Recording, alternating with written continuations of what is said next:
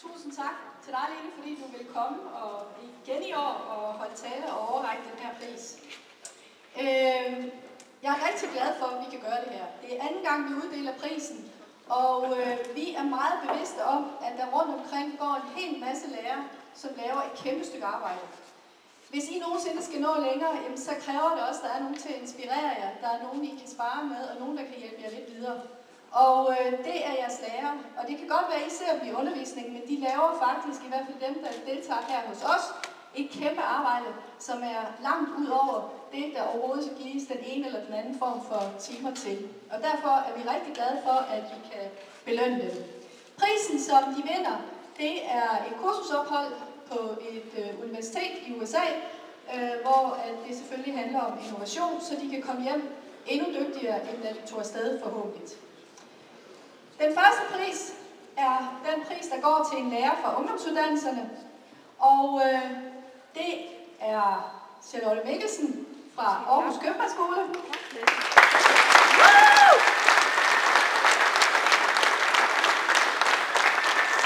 Charlotte har, udover at hun deltager i flere af vores forskellige aktiviteter og udviklingsprojekter i Young Enterprise, så har hun også vist et stort initiativ og virkelyst i forbindelse med at udvikle nye forløb på HG, på Aarhus Købmandsskole, hvor hun har været med til at udvikle både en iværksætterlinje og en innovationslinje.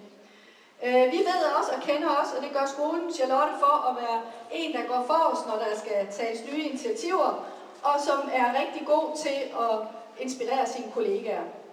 Dommerkomiteen lagde vægt på, at Charlotte Mikkelsen er engageret og dynamisk, og hun hele tiden søger det bedste, både i forhold til at opfylde de mål, der skal opfyldes, og i forhold til sine elever. Og det arbejde, Charlotte laver, rækker langt ud over skolen og kommer også andre til gode. Og så synes de i øvrigt, at ledelsen fra Aarhus Købmandsskole havde lavet en rigtig god indstilling. Og jeg skal måske lige også her sige, at dommerpanelet, det er erhvervsfolk og organisationsfolk, som sidder i vores Supervisory Committee.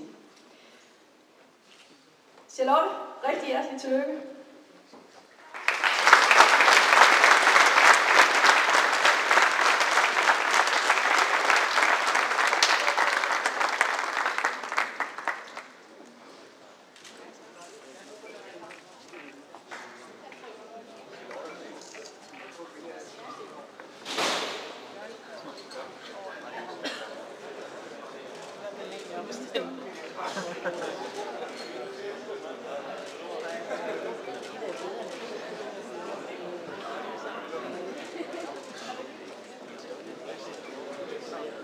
Ja, og for første gang, så skal vi så også uddele en pris til en lærer fra grundskolen. Det er sådan, at vi i de senere år har arbejdet rigtig meget med at få folkeskolen med.